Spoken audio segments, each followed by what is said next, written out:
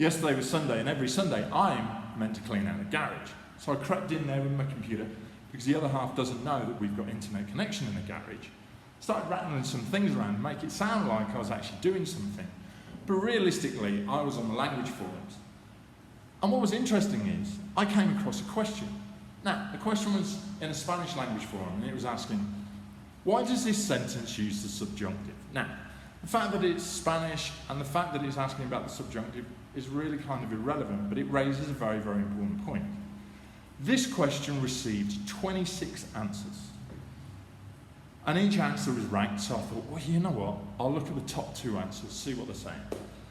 Now, these guys were loving the answers, the top 2 answers. Everybody's like, yeah, this is a great answer. The first answer, the most popular answer on the website to this question was going on about mood.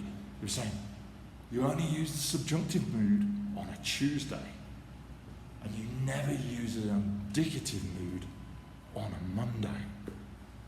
Wow, going on about mood, that's a pretty technical word, and it's got a pretty technical explanation, must be a good answer.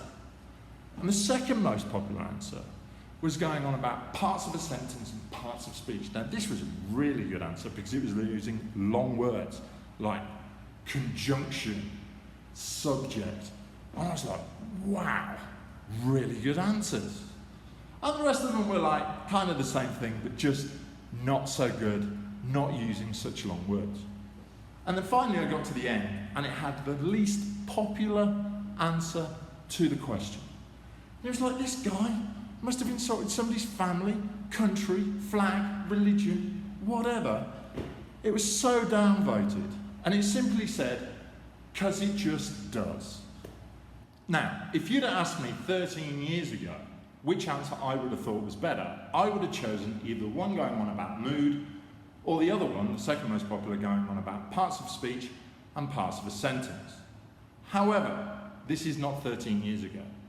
And I remember looking back now on my language learning process at the beginning. I'm still learning Spanish, but when I started a number of years ago now, I would have picked one of the first 2 answers. But today, I most definitely will not choose one of the first 2 answers. I would have chosen the least popular answer on the website. I would have chosen because it just does. And I realise now that I wasted 2 years of my life asking the wrong questions when learning Spanish. And realistically, I see it over and over again with people learning English and other languages. People ask the one simple question, which is completely irrelevant. The one question you should never ask is why. And this use of the question why essentially splits language learners into 2 distinct camps. The first camp asks the question why. They say, why this, why that? What's the rules on this, what's the rules on that? For some reason, they think if they understand how the language works, they'll learn the language. And the other camp, who sit there and go, you know what, I don't need to understand why. There are 2 more important questions which I should be asking, which is, when do I use it, and how do I use it? When I started learning Spanish, I wasted 2 years of my life asking the simple question, why? Why this? Why that? Why are we using pronominal verb here? Why are we using an indirect object instead of a direct object? Who cares? What I should be doing is being able to say, I can say what I want in a manner which is natural to native speakers. And I see it all the time with people learning English, for example. They'll ask, why this? Why that? And you say, well, because it's a perfect aspect. And they'll go, what's a perfect aspect? And you spend 20 hours going through the difference between a tense and an aspect, how to apply the rules and regulations. And then after those 20 hours, they're like, okay, so how do I say this? It's just like driving a car. I have no idea how a car works. Put the gas in, maybe the fairies make it work. I don't know. You put the gas in, start the engine, and you go. What's more important about driving a car is 2 things: driving safely and getting from point A to point B.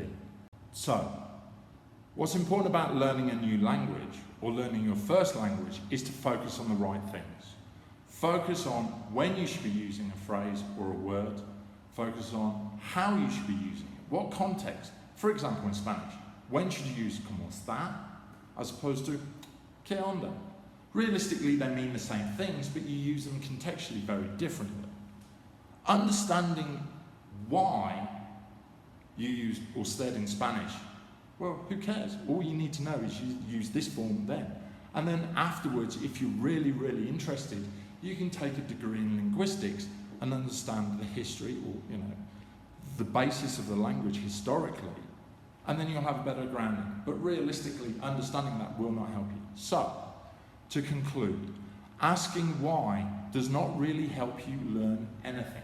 It just teaches you technicalities, which doesn't teach you to communicate.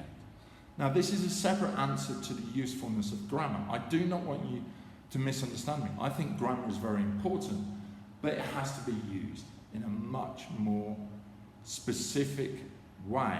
And often people use grammar at the wrong time.